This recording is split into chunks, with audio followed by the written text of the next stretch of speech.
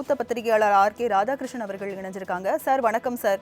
Sir, நாட்டையே உலுக்கிய பொள்ளாச்சி சம்பவத்தில் 9 பேருமே குற்றவாளி என்று ஒரு தீர்ப்பானது வெளியாகி இருக்கிறது. மிகவும் வரவேற்புக்குரிய ஒரு தீர்ப்பா பார்க்கப்படுது. இது குறித்து உங்களுடைய முதல்கட்ட பார்வை என்ன சார்? நிச்சயமாக ஜஸ்டிஸ் டிலேடு ஜஸ்டிஸ் டினைன்னு கூறுவார்கள். அந்த வகையில் பார்த்தீங்கன்னா இது என்றையோ முடிய வேண்டிய ஒரு விஷயம். என்றையோ இவர்களுக்கு தண்டனை கொடுத்திருக்க வேண்டும். அது இன்றைக்கு நடந்திருக்கிறது. அந்த அளவுக்கு மகிழ்ச்சியாக இருக்கிறது.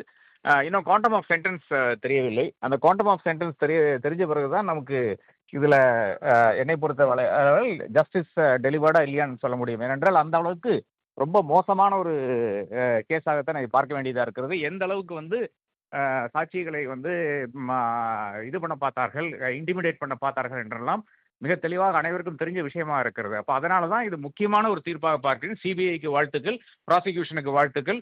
அதே மாதிரி அங்கே இருக்கின்ற பிறகு அதாவது இந்த இன்வெஸ்டிகேட் புலனாய்வு செய்த அனைத்து அதிகாரிகளுக்கும் வாழ்த்துக்கள். சார், அரசு தரப்பு வழக்கறிஞர் செய்தியாளர் சந்திப்புல பேசியிருந்தாரு. ஆயுள் தண்டனை உச்சபட்சமா சாகும் வரை ஆயுள் தண்டனை கிடைக்கணும் அப்படின்றத சொல்லியிருக்காங்க. அதே மாதிரி டிஃபென்ஸ் தரப்புலையும் பல்வேறு கோரிக்கைகளும் முன்வைக்கப்பட்டதாகவும் சொல்லியிருக்காங்க. இந்த தண்டனை விவரங்கள் எப்படி பார்க்கலாம் சார்? இது நிச்சயமாக உச்சபட்ச தண்டனை தான் இவர்களுக்கு அனைவருக்கும் கொடுக்க வேண்டும். இந்த கயர்வல் கொடுக்க வேண்டும்.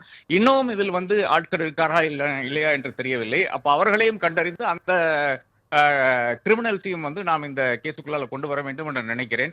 நிச்சயமாக மேல்முறையீடு செய்யத்தான் போவார்கள். பட் இதுல ஒரு லைஃப் கன்விக்ஷனோ இல்லை என்றால் ஒரு 7 வருஷ சிறை தண்டனை கிடைத்து விட்டால் தாராளமாக அவர்கள் ஜெயிலுக்கு தான் ஃபர்ஸ்ட் போகணும். அதன் பிறகுதான் ஜெயிலுக்குள்ளால் இருந்தால் அவர்கள் அப்பீல் பண்ண முடியும்.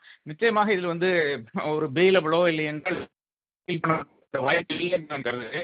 அப்ப அந்த ஒரு சாட்டிஸ்ஃபேக்டரி இது இருக்கிறது. இது இன்னும் இந்த கேஸ் இழுத்துக்கொண்டே போகும் என்று நான் கருதினேன். அடுத்ததாக அவர்கள் ஹைகோர்ட்ல அதிகம் நெகட்டிவ் ஆச்சுன்னா அவர்கள் சுப்ரீம் கோர்ட்டு போகக்கூடிய அந்த வாய்ப்பு இருக்குது. இவ்வளவு நிச்சயமாக இது இந்தியன் சிஸ்டத்துல இருக்கின்ற ஒரு துறையாக தான் பார்க்க வேண்டியதாக இருக்கிறது. ஏனென்றால் எனக்கு தெரியும் எப்போ ஆரம்பிச்சது திமுகவினுடைய அந்த வேண்டுகோள் பிறகுதான் இது சிபிஐ மாற்றப்படுறது. நமக்கு தெரிஞ்ச விஷயமாக தான் இருக்கிறது. அப்படி கூட அது ஒரு 7 வருட காலம் 6 வருட காலம் ஆகிறது இந்த ஒரு தீர்ப்பு வர்றதுக்கு.